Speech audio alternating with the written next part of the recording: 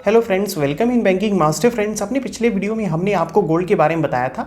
उस वीडियो में हमने गोल्ड से जुड़े सारे टॉपिक्स को कवर कर लिया था एंड आई होप कि आप सब लोगों ने उस वीडियो को देख लिया होगा। अगर अभी तक आपने उस वीडियो को नहीं देखा है तो उसे आप नीचे डिस्क्रिप्शन या आई बटन पर जाकर देख सकते हैं। आज के अपने इस वीडियो में फ्रेंड्स हम आपको बताएंगे कि इक्विटी म्यूचुअल फंड की कौन सी कैटेगरी सबसे बेस्ट है इस टाइम इन्वेस्टमेंट के लिए। आजकल फ्रेंड्स मार्केट काफ़ी डाउन है, ऐसे में आप सभी लोग परेशान हैं कि क्या करें। मार्केट क्रैश में आपको क्या करना चाहिए, इस पर हमने 2 वीडियो बनाया है पहले ही, एक म्यूचुअल फंड इन्वेस्टर्स के लिए और एक स्टॉक मार्केट इन्वेस्टर्स के लिए। आज हम आपको इक्विटी म्यूचुअल फंड के बारे में डिटेल में बताएंगे कि अभी आपको क्या डिसीजन लेना चाहिए इक्विटी म्यूचुअल फंड्स के कैटेगरी को लेकर।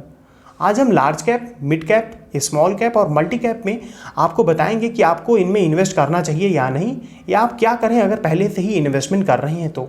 सबसे पहले आप हमारे इस चैनल को सब्सक्राइब करके बेल आइकन दबा लें। इस पर आपको कई वैल्यूएबल वीडियोस मिल जाएंगी, जैसे कि डेट म्यूचुअल फंड्स पर, इंडेक्स फंड पर, टॉप म्यूचुअल फंड्स पर और कई ज़रूरी टॉपिक्स पर आपको वीडियोस मिल जाएंगी। आप चाहें तो चैनल को चेक कर सकते हैं। चलिए अब वीडियो में आगे बढ़ते हैं। सबसे पहले हम बात करेंगे स्मॉल कैप फंड के बारे में। तो देखिए, कोरोना वायरस की वजह से लगभग मैक्सिमम बिजनेस ठप हो गई हैं। कई स्मॉल कैप कंपनीज काफ़ी घाटे में चल रहे हैं और आप मानकर चलिए 1.5 या 2 साल या उससे ज़्यादा का टाइम पीरियड लग सकता है इन कंपनीज को रिकवर करने में। और ये भी हो सकता है कि कई स्मॉल कैप कंपनीज पूरी तरह से डूब जाए, क्योंकि इस तरह की पैंडेमिक हमने पहली बार देखा है और ये लगातार ही बढ़ता जा रहा है और इसकी कोई वैक्सीन वगैरह भी नहीं है। भारत में भी फ्रेंड्स अब केसेस बहुत तेज़ी से बढ़ रहे हैं। भारत में स्मॉल कैप कंपनीज की हालत तो वैसे ही बहुत ख़राब है, इनको काफ़ी प्रॉब्लम का सामना करना पड़ता है हाई कंपटीशन की वजह से, और इस कोरोना वायरस की वजह से हालात और ख़राब हो गए हैं। इसीलिए अगर आप स्मॉल कैप में इन्वेस्ट करने की सोच रहे हैं तो आप अभी रुक जाएं, आप अभी स्मॉल कैप में इन्वेस्ट ना करें। स्मॉल कैप फंड में हाई रिस्क होता है और इस प्रॉब्लम की वजह से स्मॉल कैप फंड में रिस्क और बढ़ गया है। इसीलिए अगर आप स्मॉल कैप फंड में इन्वेस्ट करना ही चाहते हैं तो आप तभी इन्वेस्ट करें स्मॉल कैप फंड में जब आप बहुत ज़्यादा रिस्क ले सकते हैं और आपके पास 7 से 10 साल का कम से कम टाइम पीरियड हो। और जो लोग पहले से ही इन्वेस्ट कर रहे हैं स्मॉल कैप फंड में, उनको बस एक चीज़ का ध्यान देना है, वो ये कि आपका इन्वेस्टमेंट होराइजन या फाइनेंशियल गोल जो है वो कहीं 1 या 2 साल के नज़दीक तो नहीं है। अगर नज़दीक है तो आप इसमें से निकल जाए, क्योंकि ऐसा लगता है कि स्मॉल कैप फंड 1 साल का समय लेंगे रिकवर करने में। तो जो लोग 1 या 2 साल में स्मॉल कैप फंड से निकलना चाहते हैं वो अभी निकल जाएं। अब अगर आप इन्वेस्ट कर रहे हैं और आपका फाइनेंशियल गोल 3 या 4 साल दूर है तो आप स्मॉल कैप फंड में बने रहें, अगर आप हाई रिस्क ले सकते हैं तो। अब बात करें मिड कैप फंड की, तो मिड कैप फंड में लगभग यही चीज़ लागू होता है, लेकिन इसमें स्मॉल कैप के कंपैरिजन में कम रिस्क होता है। तो मिड कैप इन्वेस्टर्स भी वही सेम चीज़ों का ध्यान रखें जो अभी हमने आपको स्मॉल कैप फंड के बारे में बताया है।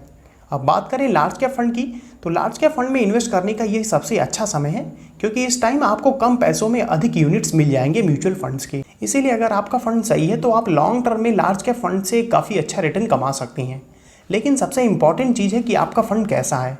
अगर आपका फंड सही नहीं है तो मार्केट के सुधरने के बाद भी आपको लॉस का सामना करना पड़ सकता है। इसीलिए सोच समझकर अच्छे फंड्स में इन्वेस्ट करें। इस समय हर बड़ा और अच्छा इन्वेस्टर इन्वेस्ट कर रहा है, ना कि सेल। अभी सिचुएशन की वजह से लार्ज कंपनीज भी डाउन है।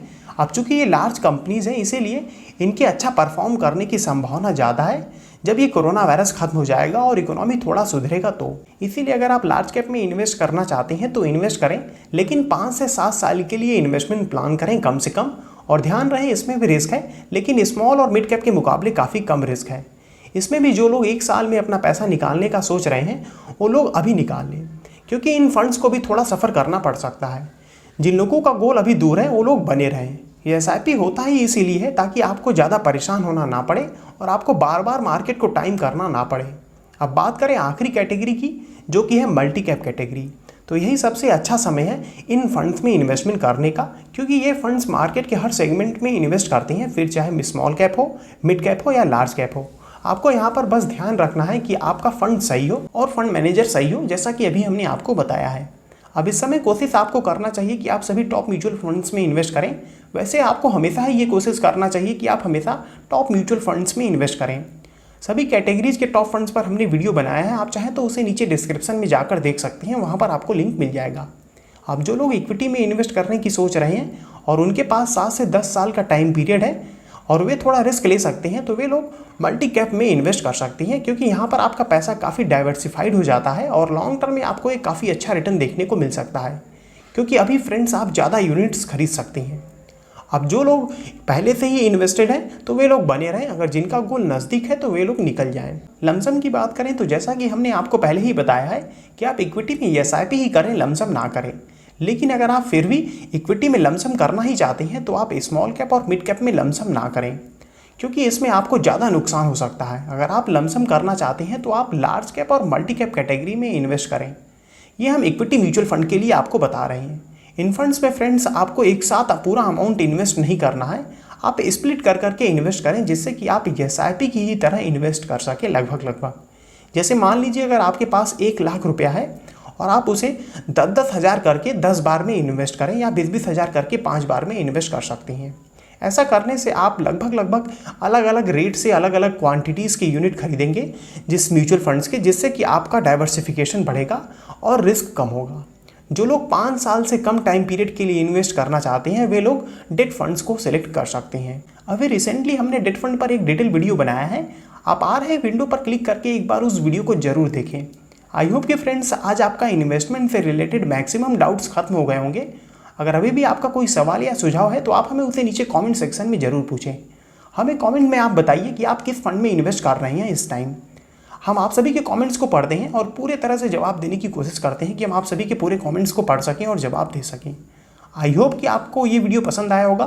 पसंद आया हो तो इस वीडियो को लाइक और शेयर जरूर करें अपने सभी फ्रेंड सर्कल में, व्हाट्सएप और फेसबुक ग्रुप में। फिर मिलते हैं ऐसे किसी वीडियो में।